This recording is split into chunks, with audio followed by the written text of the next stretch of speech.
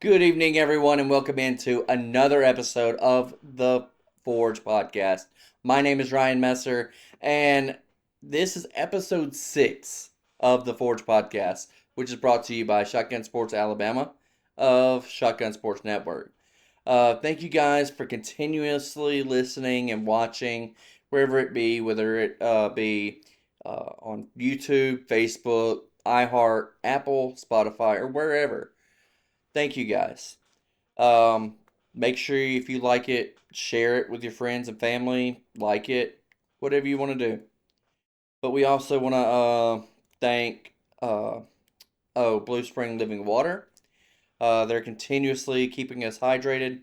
It's getting hot, guys. It's been in the triple digits lately, so make sure you guys are staying hydrated. It's important. We don't want to see you guys passing out or anything. So these guys will keep you hydrated. They can deliver it right to your door, or you can find them at your favorite grocer. So make sure you stay hydrated with Blue Spring Living Water. And this is episode 6 of the Forge Podcast.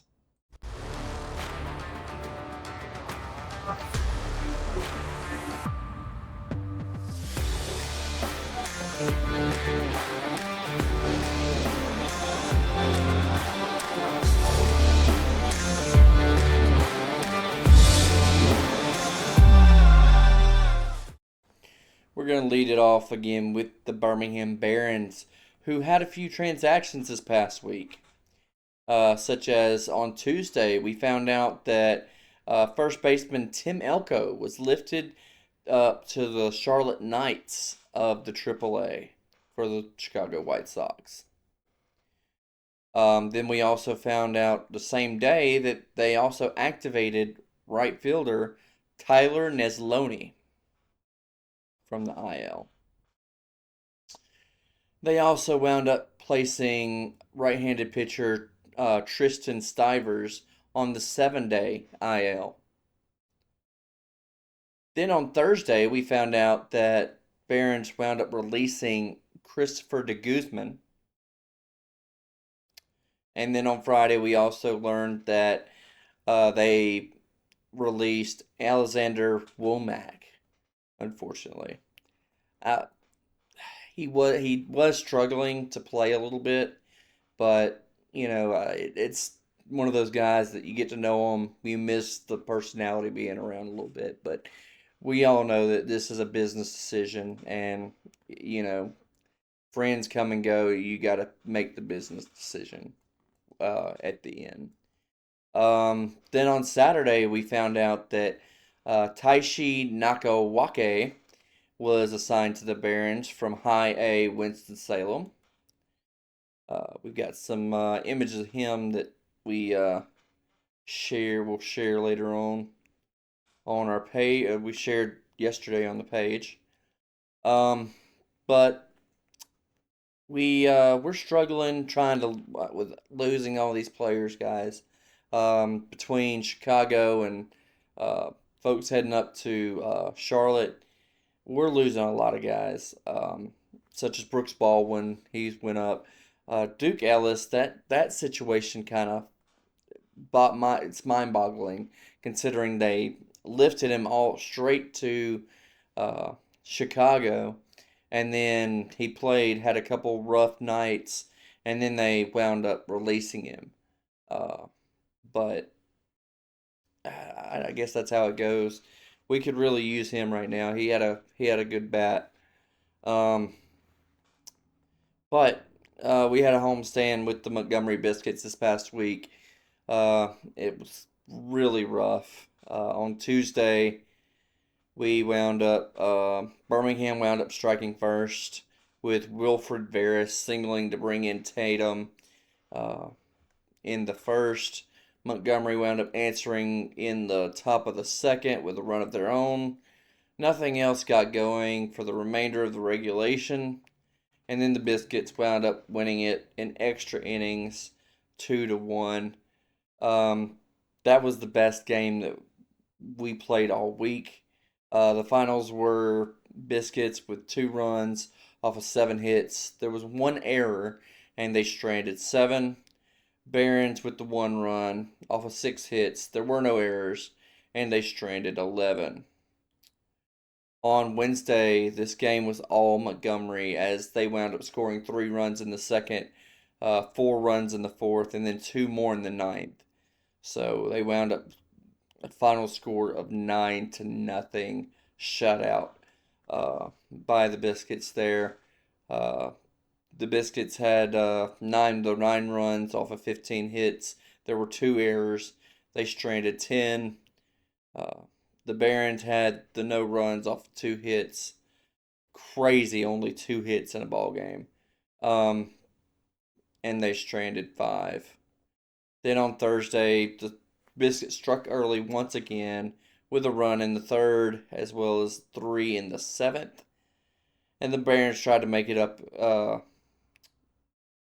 in the final 2 with a run in each of the final 2, and they just couldn't get anything going. So the finals for that game were the Biscuits with the 4 runs off of 8 hits. There were no errors, and they stranded 8. The Barons with the 2 runs off of 8 hits. There was 1 error, and they stranded 8 as well. On Friday, it was all Biscuits yet again. Um, the last these last few games were horrible, guys. With a run in the first, and 1 run in the second, fourth, and eighth, and then 2 in the ninth. So the Barons did get to stay the shutout this time, as Sean Gusenberg wound up grounding out to bring in Mario Camilletti. So they saved the shutout there. The finals for that game were the Biscuits with the 5 runs off of 7 hits. There were no errors, and they stranded 7. The Barons with the 1 run off of 3 hits. There were no errors. They stranded 7. On Saturday, another ugly evening but runs held off until the 6th this time, with the Biscuits scoring 1 run in the 6th and then 2 in the ninth. Manager Sergio Santos wound up having multiple conversations throughout the game with the home plate umpire Thomas O'Neill, and eventually wound up getting kicked, getting tossed there toward the end of the game. Uh, it takes a lot. Apparently, uh, there were some crazy calls that were not adding up with the TrackMan, so they wound up trying to say, "Hey, be more cautious, careful of what you're calling." So I guess they got fed up with it and just tossed him there toward the end. The finals for that game were Biscuits with the 3 runs off of 5 hits. There were no errors, and they stranded 6. And then the Barons with the 0 runs off of 3 hits. There were no errors, and they stranded 3. Sunday, we were there, family day. Just totally disappointing day for the Barons, with the Biscuits scoring 1 in the fourth, and then 2 in both the fifth and sixth, and just couldn't capitalize on anything this week, guys. The finals for this game were the Biscuits with the 5 runs off of 13 hits. There were no errors and 8 left on base. And then the Barons with the 0 runs off of 3 hits. There were no errors, and they stranded 4. Crazy stat for this week. Just shows what's going on with this team. That the Barons were 1 for 38 with runners in scoring position, which is insane. We could get the guys out on the bases, but we just couldn't get them in. That's a crazy stat. I've never seen a differential like that before. But it's baseball. Hopefully, I know they said that the big league team is struggling horribly. They might be selling some folks, so they already had been. So I don't know what they're going to do in this off season, but hopefully they're going to send some folks down for the playoffs so that we can at least get that. But we'll see. Um, Standings right now with our Tennessee pulling away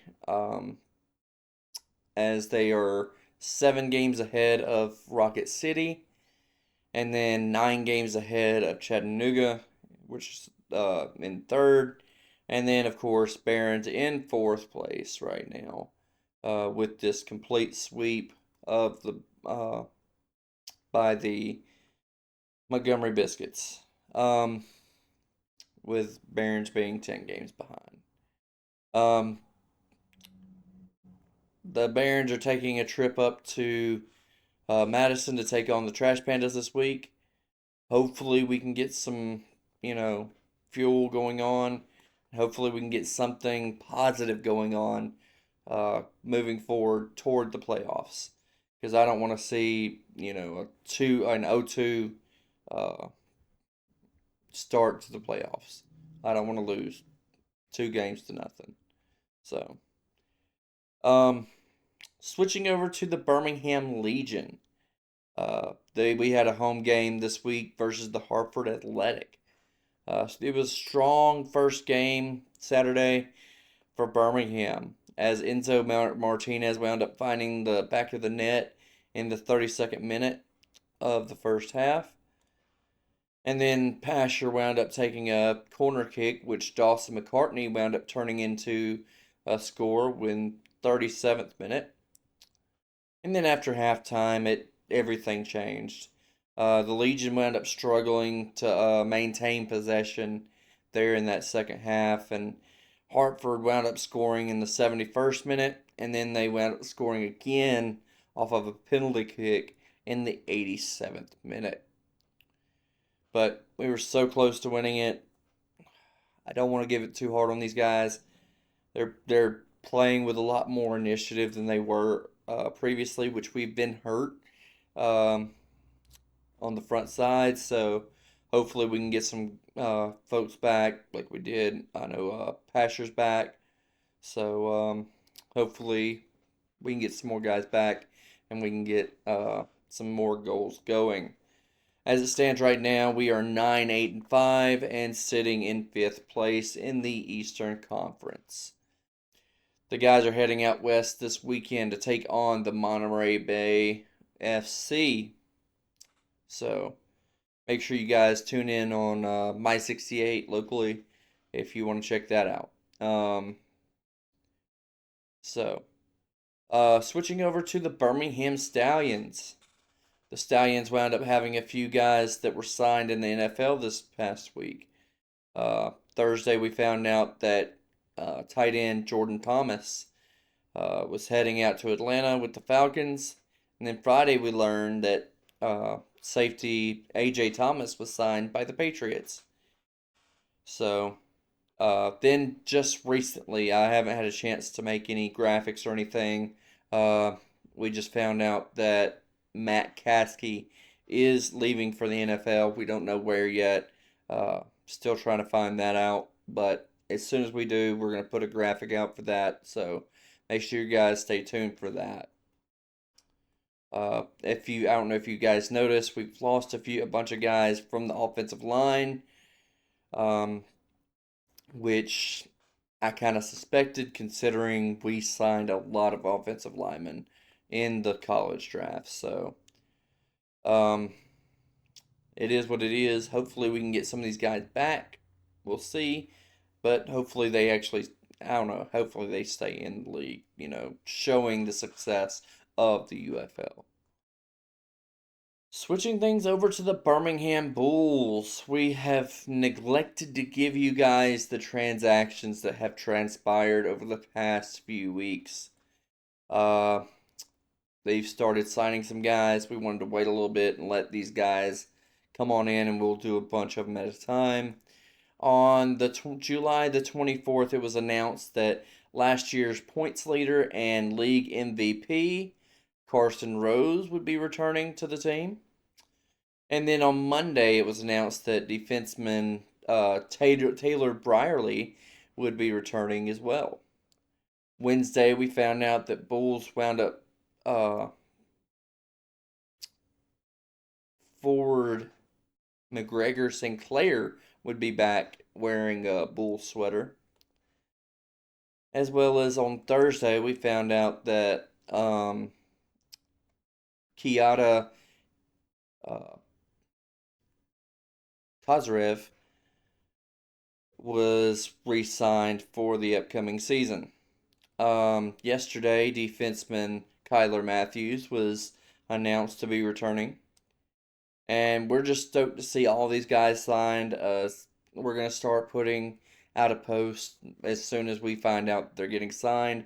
We're trying to share it from the Bulls Twitter feed as much as possible, but that's something that uh, actual coach Craig Simchuk had to say when we were discussing with him, had a conversation with him recently, and about some of the signings that were coming up. So this was actually recorded just a couple weeks ago. So we did have a few technical difficulties. I tried to clean it up the best we could, but here is the interview we had with head coach of the Birmingham Bulls, Craig Simchuk.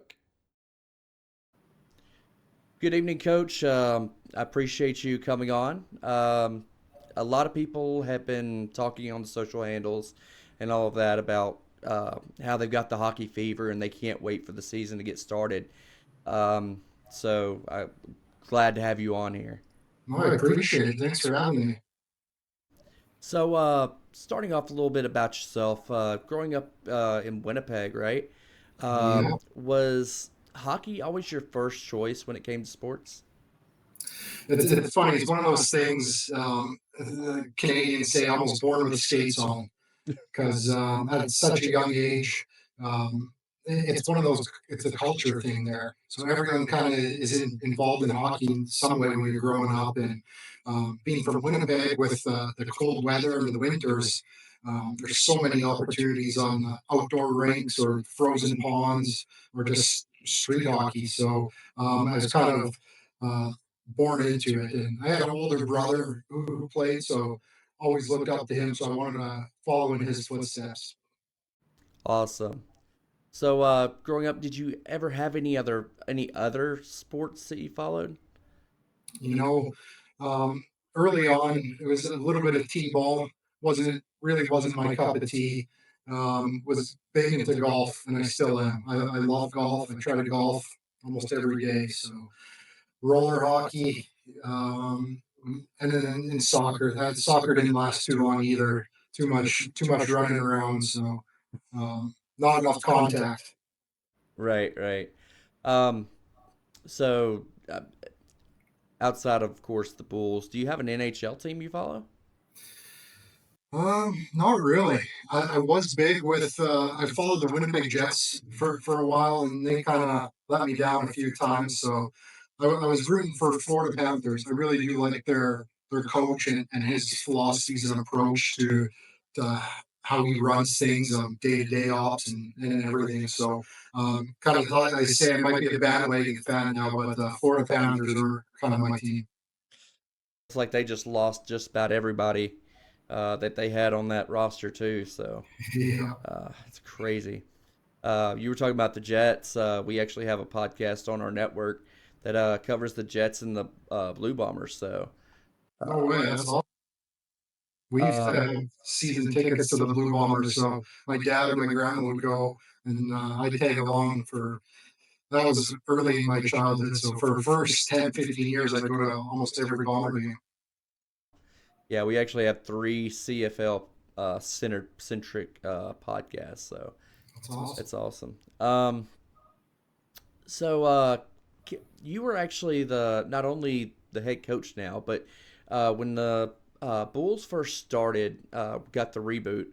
Um, you wound up being the captain of the team. So Mhm. can you kind of contrast a little bit of what it's like to be the captain of a team and transitioning that into being a coach, a head coach? Yeah, that's something I took a lot of pride in. I don't think it's very easy, and not everyone understands what it really means to be a captain, because there's a lot of weight on their shoulders. So when I was named captain, very fortunate enough that the coaching staff had enough trust in me. But transitioning to a coach now, you can see a lot of similarities. Um, I really do like being the voice and the guy that gets guys going. Um, but it's also harder now as a coach. As a player, it's one of those things you can say it and then you can go out there and do it. Now, as a coach, you can talk till you're red in the face, but you got to make those players do it. You can't go show them yourself on the ice every day.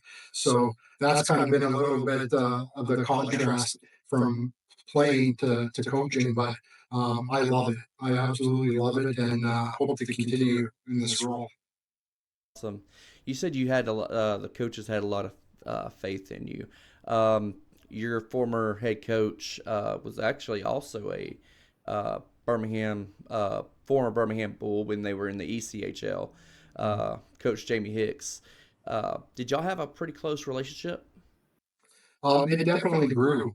So when he called me and was recruiting me to come to Birmingham, I didn't really know much about Birmingham. I didn't know much about Jamie Hicks at all.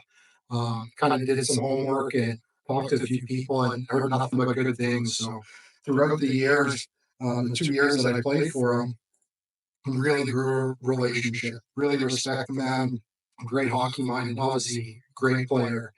Um, and the next year, after I retired, I was fortunate enough to be on his coaching staff. So I was his assistant, and I learned a lot of the ropes of the whole behind the scenes and the business aspect. And um, so I owe a lot to Jamie Hicks for bringing me on and kind of showing me the way. Awesome. Um, Someone else that was very uh, volatile in bringing this team back was Art Clarkson. Uh, he resurrected the Bulls twice. He brought the Birmingham Barons back to Birmingham. A lot of things here in the city. Um, did you really have a chance to really get to know him any at all? Once again, it grew over the 2 years that I was playing. Didn't really. He was more obviously in the front office, and I was in the dressing room among players, so there was some separation there. But as we grew and continued, the year went on. We created a relationship, and I mean, Art was a great man. He was funny. He was stern. But deep down, he loved the organization. He loved hockey, but he loved the players the most. And um, he was a great promoter. He had some great promotions, and he could put some butts in the seats. And he was a huge sports fan, and I was fortunate enough to have somewhat of a relationship with him. Love how the front office still today still does the promotions of the uh, the Vipers Yeah, and in memoriam for him. So that's really cool. And I hate that he only got to see 2 seasons yeah, before he passed. But you were actually on the inaugural roster of the latest incarnation of the Bulls, and have been to the finals both as a player and now as in the coach. Can you speak about how this team has evolved over the years and how you've actually been able to sustain successful seasons over the past couple of years with all the turnover in the roster and all? yeah. It's we've come so far as an organization, and I can't thank the organization or the ownership for doing that, because they're they're they're willing to do whatever it takes to make the players happy and comfortable and give them every opportunity to succeed. So early on, there was definitely some speed bumps when we first got here, and looking now, I mean, it's amazing to the level of the standard where we're at, because we're a top tier team in this league. We're a destination spot, and tons of players around the league on other teams know this and hear this, and want to be part of it. So Early on, like I said, there were some challenges, but where we are now, I mean, the guys are spoiled. I'm spoiled. We have great facility. We have unbelievable apartments and amenities, and I don't know who would not want to play here. Like everyone loves it. Everyone that comes here raves about it, and that's makes my job so much easier. The guys want to come back every year. They say they're going to retire, and then oh no, I want to come back. Come on in. So it's been awesome. Great. So how do you go about recruiting guys, new players and all? So a big thing early on, I kind of struggled with as a young coach was networking and the connections. So over the last 4 or 5 years, I've kind of grown my networking, trusting a lot of agents and coaches. But um, end of the day, players are your best recruiters. So a lot of these players have ex teammates or friends or guys that they know from back home that are looking to play, so you treat the players the right way, they're going to speak highly to their friends or peers, and they're going to want to come here. So this organization has made my job, the recruiting aspect of it, very, very easy. But for the most part, it's trusting coaches, the coaches that you have good relationships with and they know have good programs. And then you got to do your homework. You definitely watch video and call the previous coaches that coach against them or um, whatnot and other players. So there's some in-depth research on every player because you can be a great player and not have a great attitude. And that's not what we're about. We'll go separate ways. So you really want to find the the right fit. And I think we've done a pretty good job on that. Awesome. You actually had mentioned earlier about the facilities and all. Um, the where y'all play is Pelham Civic Center, Civic Complex, and when the team first started, they actually had to go undergo a massive expansion to where they could facilitate all of that. Um, and still, even with that, you guys are still filling the place, and it's, I mean, to capacity. Can you talk about how the fan base has regrown and just completely sell out crowds last season? It's been awesome, and the fact that it is a smaller venue, when you do sell out, it sounds like there's 20,000 people in there because it's all tin, sheet metal, and they get so loud and they're so passionate and rowdy. I mean, I give kudos to Joe, our team president, and his staff because whatever they're doing, selling tickets and putting butts in seats with different promotions or giveaways, it's working because I know not a lot of teams want to come in here and play the Birmingham Bulls because they know it's going to be rowdy. The fans are right on top of you. They're going to get smack talk and it creates a great environment. So we love it. Our team feeds off the home crowd. And like I said, they've been loyal because we've had some down seasons and they still come back. So I love our fans. They're great people and they're passionate. So hopefully we can bring home a championship for them because they deserve it. Awesome, awesome. You know, you guys did bring home the William B. Coffee Trophy for the regular season championship. And I know you would rather have brought home the President's Cup, but what was it like to be able to claim that? It was something special. Like you said, you want to hold the big trophy at the end of the season, but to accomplish something through 56 games, to be the top team is something special. And I mean, our players would say the same thing. They want the President's Cup trophy, but they know deep down they worked their butts off all season. And I mean, playoffs is a whole different animal. Anything could happen in these short series. So but for 56 games, we were the top team, and we deserved it. So it's nice to be able to bring home the first trophy. I believe in Birmingham Bulls hockey history. So we're working on the next one. Absolutely. So, like I said, you guys, uh, really clinched the playoffs really early. Um, do you think that, kind of that there was a little bit of a slump there? Or what do you think actually went into the uh, not being able to perform in the playoffs as well as you had the regular season?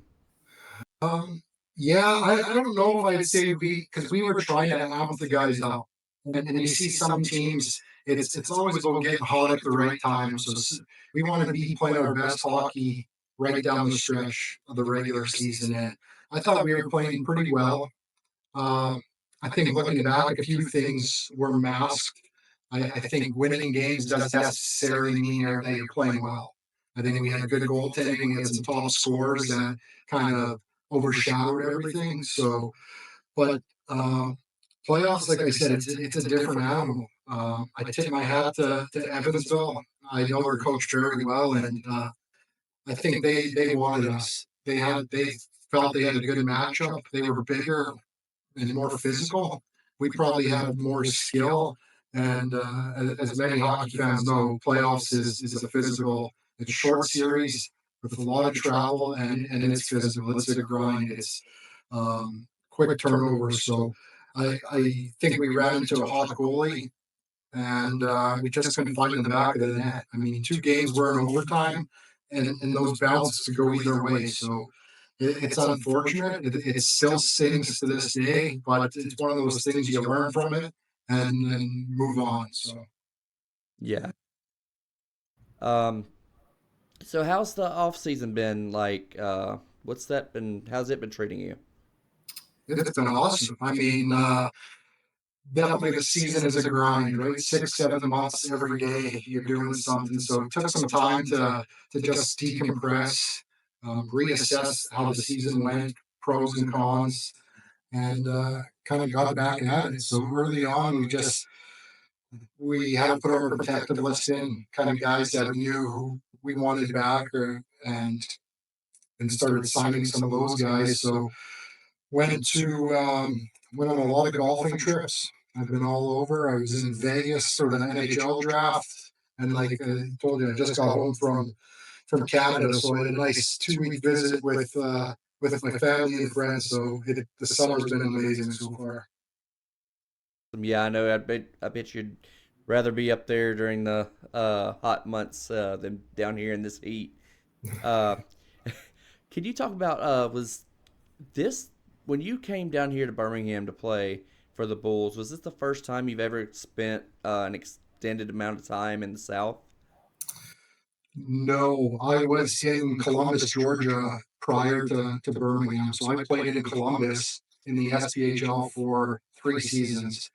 Um, they ended up folding the same year that Birmingham had their inaugural season. So I think there was about 6 or 7 of us from Columbus that came to Birmingham the next year. So it was a smooth transition. But no, I was in the South for a few years before Birmingham. I just wondering because I know uh, living up there for the extended amount of time, I'm sure it was a shock with the heat and all of that here.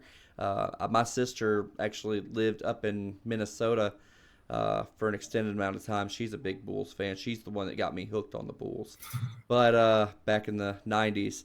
But she just the weather is completely different. I was just wondering how that was for you to adjust to that. Yeah, I mean, I'm used to it now. The summers were definitely uh, an eye opener. The heat down here, the humidity. I'm like, wow, I've never seen this before, and I'm still amazed by it some days when you're just walking outside, you just start sweating. But I don't mind the winters though, because I'm done with all the snow and shoveling. That's those days are behind me. So I like the summer. So, uh, is there anything coming down the pipeline that of their organization that you would be able to share with the fans? I don't know if there's any big news yet. We're going to slowly start announcing some of our signings.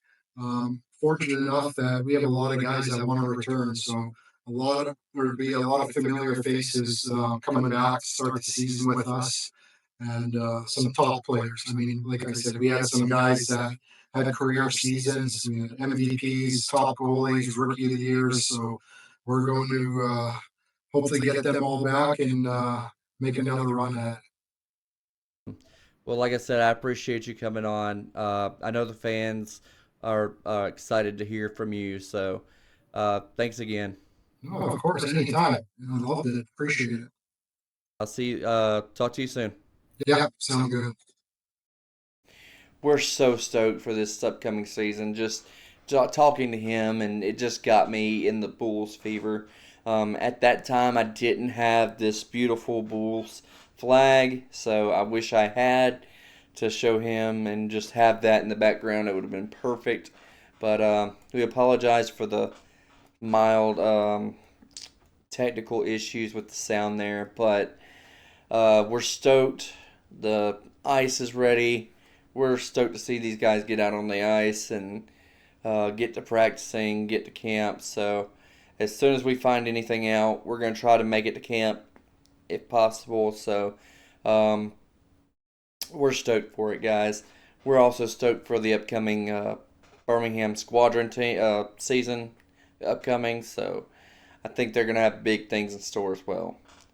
In closing, we're seeing a lot of activity coming from all of the teams here in the Magic City, and we're trying to get ready for the fall, guys.